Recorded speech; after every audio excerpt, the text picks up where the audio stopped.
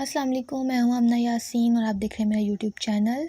जैसा कि एग्ज़ाम्स के दिन करीब आ रहे हैं और टेंशन भी बढ़ रही है बच्चों की, तो इसी लिहाज से मैंने आज वीडियो बनाई है इम्पॉर्टेंट शॉर्ट क्वेश्चन के हवाले से केमिस्ट्री के फुल बुक के।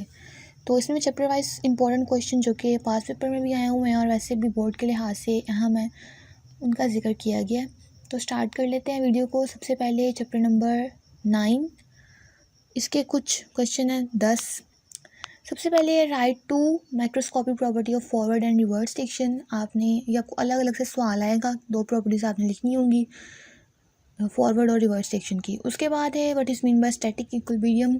फिर है defined reversible and irreversible reaction, ये भी आपको अलग अलग शॉर्ट आएगा, मैंने इकट्ठा ही लिख दिया है।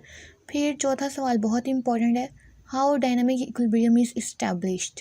पांचवा सवाल है write two characteristic of reversible and irreversible reaction, ये भी 2 अलग अलग सवाल हैं। छठवां सवाल है what does large value of KC show, what is the extent of reaction. उसके बाद 8वां define chemical equilibrium state, define dynamic equilibrium state, ये भी अलग सवाल है। टॉपिक सेम था तो इसलिए मैंने जो है वो इकट्ठा लिख दिया। What do you mean bye equilibrium constant, बहुत इंपॉर्टेंट है। और define law of mass action, long भी है ये, आपको पता है, वो मैं लॉन्ग पे अलग से वीडियो बनाऊंगी। तो अगर आपने चैनल को सब्सक्राइब नहीं किया तो अभी कर दें ताकि आपको जो है वो अपडेट मिल सके जो भी न्यू वीडियोस आ रही हैं। उसके बाद है डिफाइन एक्टिव मास, ये भी इसी में से। और right its unit, active mass का यूनिट क्या होता है वो आपने लिखना है। सारे सवाल जो हैं वो चैप्टर के अंदर से ही हैं, 1-2 जो हैं वो एक्सरसाइज से होंगे, उनको देख लीजिएगा। एक्सरसाइज से जो सवाल है वो है 9, 10 और 13। इसमें आपने केसी की वैल्यू फाइंड करनी है। कुछ अपने से भी वो रिएक्शन एग्ज़ाम में जो है वो पूछ लेता है केसी की वैल्यू के हवाले से, तो बस आपको वैल्यू फाइंड करनी आनी चाहिए, ठीक है। कोई भी आपको इक्वेशन दी गई है, इस बात से कोई फ़र्क नहीं पड़ता। उसके बाद चैप्टर नंबर 10 एसिड बेस वाला चैप्टर है। इसमें सबसे पहले write two properties of acid and base, ये भी अलग अलग शॉर्ट है। एसिड की यहाँ तो प्रॉपर्टीज़ पूछी जाएंगी, यहाँ फिर बेस की। उसके बाद है Arrhenius concept of acid and base, पहला पेज है चैप्टर का। उसी के आगे जो है वो लिमिटेशंस, ये भी अलग अलग सवाल हैं। लिमिटेशन क्या है आर्हीनियस कॉन्सेप्ट की, वो बताना है आपने। फिर है तीसरा सवाल, डिफाइन एम्फोटेरिक सब्सटेंसेस, ठीक है। जैसे कि वाटर जो है वो एम्फोटेरिक सब्सटेंस है जो एसिड के तौर पे भी बिहेव करता है और बेस के तौर पे भी। तो आपने प्रूव भी करना है कि वाटर किस तरह से एम्फोटेरिक कंपाउंड है, यानी आपने 2 रिएक्शन लिखने जिसमें एक में water as a acid act कर रहा है और दूसरे में water as a base act कर रहा है। उसके बाद लिविस में से आया हुआ है डिफाइन एडक्ट, ठीक है, वो आपने बताना है एडक्ट क्या होता है। और why H+ ion act as Lewis acid, ये भी 2 अलग अलग सवाल हैं। फिर है जी define pH, most important question है इस चैप्टर का। What is the pH of pure water, 7 होती है, ये आपने वैल्यू बतानी है। फिर है write two characteristic properties of salt, बहुत दफ़ा आया ये सवाल, इसमें आपने कैरेक्टरिस्टिक प्रॉपर्टीज़ बतानी है सॉल्ट की। फिर है डिफाइन न्यूट्रलाइजेशन रिएक्शन, उसकी एग्जांपल लिखनी है आपने, यानी एसिड और बेस मिलके सॉल्ट और वाटर बनाते हैं, वो उसके बारे में, उसको ही बोलते हैं न्यूट्रलाइजेशन रिएक्शन। फिर है differentiate between conjugate acid and conjugate base, ये भी ब्राउन शीट वाले में से है, देख लीजिएगा इसको भी। विच acid use for the preservation of food, ये अलग सवाल है। और विच acid is use for the manufacturing of fertiliser, ठीक है। दोनों आपने जो है वो इसके आंसर देख लेने हैं। बुक में प्रिजर्वेशन के लिए बेंजोइक एसिड और एसिटिक एसिड इस्तेमाल होता है, ठीक है, और उसके लिए नाइट्रिक एसिड, इस तरह से जो है वो देख लीजिएगा। फिर right uses of sulphuric acid and acetic acid, ठीक है, ये भी 2 जो हैं वो अलग अलग सवाल हैं। ये थे चैप्टर 10 के सवाल। उसके बाद चैप्टर 11 की तरफ मूव करते हैं। ये जो है वो ऑर्गेनिक केमिस्ट्री चैप्टर का नाम है। तो सबसे पहले डेफिनेशन ही है, डिफाइन ऑर्गेनिक केमिस्ट्री और डिफाइन ऑर्गेनिक कंपाउंड, ये भी दोनों अलग अलग सवाल हैं।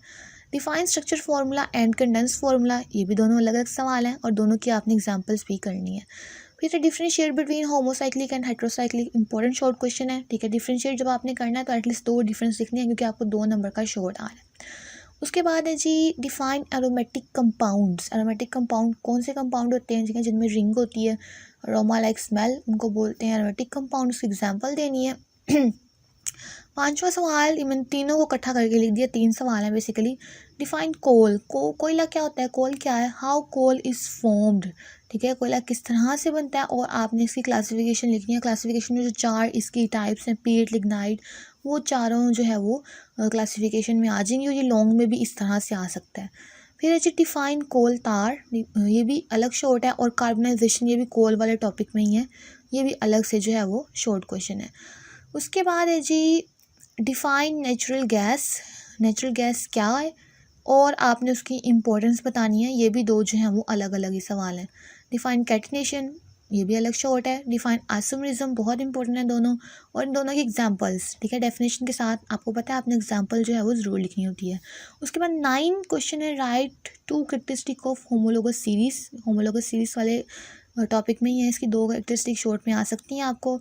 फिर है जी define alkyl radical. Alkyl radical क्या होते हैं और वो किस तरह से बनते हैं, ये भी अलग शॉर्ट है, उसकी एग्जांपल आपने देनी है। वो आपको पता ही है कि जब आप एक अल्केन में से एच रिमूव करते हैं तो वो अल्काइल बन जाता है, ठीक है। जैसे मिथाइल, मीथेन में से आपने एच रिमूव किया तो मिथाइल बन गया, इथाइल, इस तरह से जो है वो बन जाते हैं अल्काइल रेडिकल। इसी की और सवाल है, differentiate between n propyl and isopropyl, ठीक है। एन प्रोपाइल और आइसोप्रोपाइल में डिफरेंस क्या है, बोर्ड में आया हुआ है काफ़ी टाइम। उसके बाद define functional group. Functional group क्या होता है, उसकी एग्जांपल देनी है आपने, जैसे अल्कोहलिक फंक्शन ग्रुप हो गया, कार्बोक्सिलिक OH अल्कोहल का होता है, इस तरह से आपने बताना है। फिर टेस्टिंग जो है उसमें से भी 2 सवाल यहाँ पे लिखे हुए हैं मैंने, ये भी इम्पोर्टेंट है। How alcohol is tested and how carboxylic acid is tested. ये था हमारे पास चैप्टर नंबर 11। 12 की तरफ मूव करते हैं। इसमें सबसे पहले सवाल है differentiate between saturated and unsaturated hydrocarbon, most important है। Define close chain hydrocarbons, give example. उसके बाद है why alkenes are called paraffins, ठीक है, ये अलग शॉर्ट है। और write two source of alkene, ये अलग है कि टॉपिक था, इससे मैंने इकट्ठा लिख दिया है। ये जो पैराफिन वाला मोस्ट इंपॉर्टेंट है, ठीक है, इसमें आपने देख लेना, ये लीस्ट एक्टिव होते हैं, इस वजह से इनको पैराफिन कहा जाता है। Define hydrogenation of alkyne. Alkyne की हाइड्रोजनेशन से क्या मुराद है, हाइड्रोजनेशन का मतलब क्या होता है, एडिशन ऑफ हाइड्रोजन, ठीक है। तो वो वाला रिएक्शन आपने इसको डिफाइन करना है, रिएक्शन लिखना है साथ। फिर है how alkyl halides are reduce, इसमें भी इसकी रिडक्शन रिएक्शन दिया गया एज इट इज़ ही, उसको बस लिखना है, थोड़ा सा एक्सप्लेन करना है और रिएक्शन लिखना है। Right uses of chloroform and carbon tetrachloride. Halogenation के बाद जो है ना, ये इसके बारे में इसके यूजेस लिखे हुए हैं, देख लीजिएगा उसको। Uses of methane and ethene, ये भी आया हुआ है बोर्ड में, इंपॉर्टेंट है। उसके बाद नेक्स्ट है जी वाई अल्कीन्स आर कॉल्ड ओल्फिन्स। जिस तरह से अल्केन था ना, उनको पैराफिन क्यों कहा जाता है, इनको ओल्फिन क्यों कहा जाता है, ऑयल फॉर्मिंग होते हैं इसलिए। और ये अलग से सवाल है वाई अल्कीन्स आर रिएक्टिव, ठीक है, ये रिएक्टिव क्यों होती हैं ज़्यादा अल्कीन्स। उसके बाद है जी यूजेस ऑफ इथीन और write two uses of ethylene, ये भी अलग अलग है, ठीक है। इथीन अलग चीज़ है, इथाइलिन मतलब इथाइन, दोनों के अलग अलग यूजेस हैं। फिर है जी राइट डी हेलोजिनेशन ऑफ टेट्राहेलाइड, ये भी जो है वो रिएक्शन ही है, ये भी लिख लीजिएगा। उसके बाद है define addition reaction, give example, ठीक है। एडिशन रिएक्शन ऐसे रिएक्शन होता है जिसमें कुछ ऐड हो रहा था, जैसे हाइड्रोजनेशन, ठीक है, उसमें हाइड्रोजन ऐड हो रही है। ब्रोमिनेशन, ब्रोमीन ऐड हो रही है, हेलोजिनेशन वगैरह, ये सारा उसी में आ जाता है। ओके, तो नेक्स्ट मूव करते हैं चैप्टर नंबर 13 की तरफ। ये चैप्टर में क्या है basically, how plant synthesise carbohydrates, plant किस तरह से कार्बोहाइड्रेट बनाते हैं। उसके बाद डिफाइन मोनोसेक्राइड, गिव एग्जांपल, एक शॉर्ट अलग से है, write two characteristic of monosaccharide. इसमें आपने मोनोसेक्राइड की जो है वो 2 खसूसियात लिखनी हैं। देन आगे तीसरा सवाल आता है differentiate between glucose and fructose. Structure basically दोनों के बना दें, एज इट इज़ तो कोई फ़र्क नहीं होता दोनों में, ठीक है। मॉलिक्यूलर फार्मूला सेम होता है लेकिन स्ट्रक्चर फार्मूला इसमें डिफरेंट होता है, तो स्ट्रक्चर बना के इसका डिफरेंस आप लोग लिख सकते हैं। Write two characteristic of disaccharide, आपने डाइसेक्राइड की 2 खसूसियात लिखनी है। डिफाइन पॉलीसेक्राइड और उसकी एग्जांपल लिखनी है। फिर जनरल फार्मूलाज बहुत आए हुए हैं, जैसे कि अमाइनो एसिड का हो गया और इसके अलावा ट्राइग्लिसराइड का हो गया, ये जो है वो चीज़ें काफ़ी आई हुई हैं। तो write down the general formula of amino acid. 6वां सवाल। 7वां जी where are protein founds, protein कहाँ पाई जाती हैं, ये भी जो है वो इसके सोर्सेज में लिखा होगा। हाउ गेलेटिन ऑब्टेन, ये भी जो है वो इसी टॉपिक में लास्ट पे जो है वो पॉइंट इसका आंसर है। डिफाइन लिपिड, लिपिड क्या होते हैं इसकी एग्जांपल देनी है आपने, और जनरल फार्मूला लिखना है किसका, ट्राइग्लिसराइड्स का। फिर है differentiate between ghee and oil, ये भी एक बॉक्स में लिखा हुआ है, ठीक है, इसको भी देख लीजिएगा। What is the function of DNA, DNA का क्या काम होता है। और what are the sources and uses of vitamin A and D, इसकी यूजेस और सोर्सेज याद कर लीजिएगा, अलग अलग शॉर्ट है, ए के अलग पूछे जाएंगे, डी के अलग। और सिग्निफिकेंस ऑफ विटामिन्स, विटामिन्स की क्या अहमियत है, इंपॉर्टेंस, ठीक है। बेसिकली बुक में हेडिंग जो है वो इंपॉर्टेंस की लिखी हुई है, लेकिन वो सिग्निफिकेंस का वर्ड भी इस्तेमाल कर सकता है, तो आंसर सेम ही होगा, आपने कंफ्यूज नहीं होना, ठीक है। बस सेंस को समझेंगे सवाल क्या पूछा गया है। नेक्स्ट है जी चैप्टर नंबर 14, और चैप्टर नंबर 14 में सबसे पहले है right composition of air in dry state. Air किन चीज़ों से मिलके बनी होती है, किन गैसेस से मिलके बनी होती है, उसकी आपने कंपोजिशन लिखनी है। ऑक्सीजन, कार्बन डाइऑक्साइड, नाइट्रोजन, ठीक है, ये सारा। उसके बाद है why is the temperature of upper stratosphere higher. Upper stratosphere जो है वो जो सबसे अपर लेयर होती है उसका टेम्परेचर हाई क्यों होता है, इसकी वजह आपने बतानी है। Name major consistent of troposphere. Troposphere कौन सी ऐसी गैसेज हैं जो इसका मेजर पार्ट बनाती हैं, उनके नाम लिखने हैं। 2 गैसेज हैं। फिर differentiate between pollutants and contaminants, इन दोनों में आपने डिफरेंस लिखना है। उसके बाद मोस्ट इंपॉर्टेंट शॉर्ट क्वेश्चन है differentiate between primary and secondary pollutants, इन दोनों में आपने फ़र्क लिखना है। 6वां सवाल है जी write two sources of carbon dioxide and carbon monoxide. भी अलग अलग पूछेगा आपसे, ठीक है, इकट्ठा नहीं होगा, लेकिन जो कि सोर्सेज सेम ही हैं दोनों के। अच्छा, उसके बाद है define green house effect. Green house effect क्या होता है और why CO2 is called a green house gas. ये भी अलग शॉर्ट क्वेश्चन है और बहुत इंपॉर्टेंट है वाई CO2 वाला। Similarly define green house effect भी इंपॉर्टेंट है। 8वां सवाल है जी write two affect of global warming and acid rain. ये भी अलग अलग शॉर्ट क्वेश्चन है। ग्लोबल वार्मिंग के क्या असरात हैं और इस तरह से एसिड रेन के क्या अफेक्ट हैं। फिर 9वां सवाल how acid rain is produce. Acid rain किस तरह से प्रोड्यूस होती है, ये भी आपने बताना है। Write down two affect of ozone depletion, ठीक है, ओजोन डिप्लीशन के क्या असरात पड़ रहे हैं इंसानी ज़िंदगी पे, और इसको जो है वो आपने यहाँ पे 2 इसके लिखने हैं अफेक्ट्स। चैप्टर नंबर 15 पहला शॉर्ट है जी डिस्क्राइब अक्रेंस ऑफ वाटर। उसके बाद है यानी इसमें आपने अक्रेंस बतानी है, पानी कहाँ कहाँ कितने % पाया जाता है। डिफाइन कैपिलरी एक्शन अलग शॉर्ट है प्रॉपर्टीज़ ऑफ वाटर में। और उसके बाद water is a universal solvent. पानी जो है वो एक यूनिवर्सल सोलवेंट है। एग्जाम्पल से आपने ये बात को प्रूव करना है।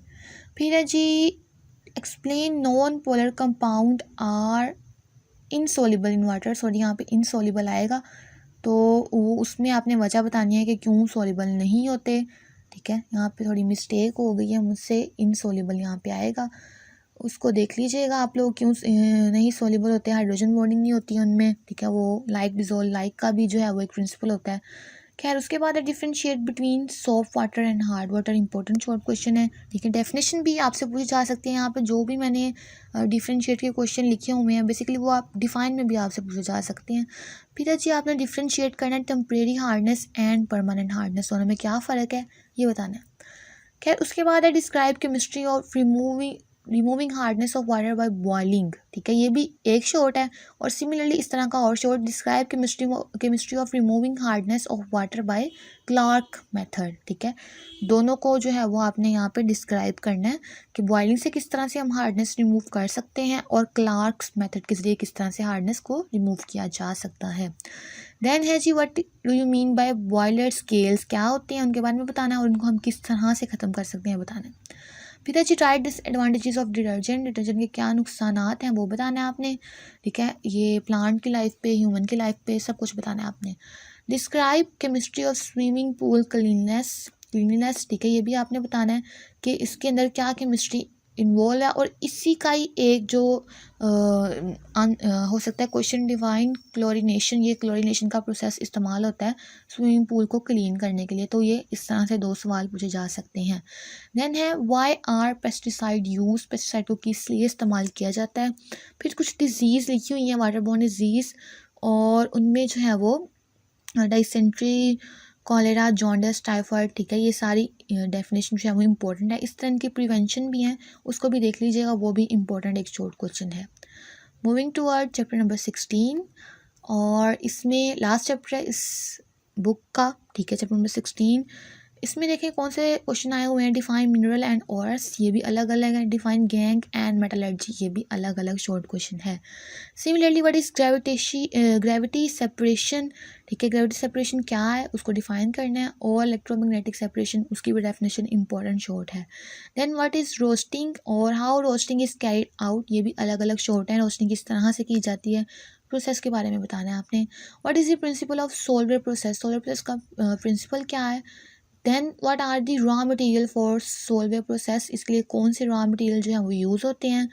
फिर एडवांटेजेस वाला अलग शॉर्ट है, 2 एडवांटेजेस आप में शॉर्ट में पूछे जाएंगे आपसे, और लॉन्ग में आपसे जो है वो लॉन्ग में भी ये सवाल पूछा जा सकता है।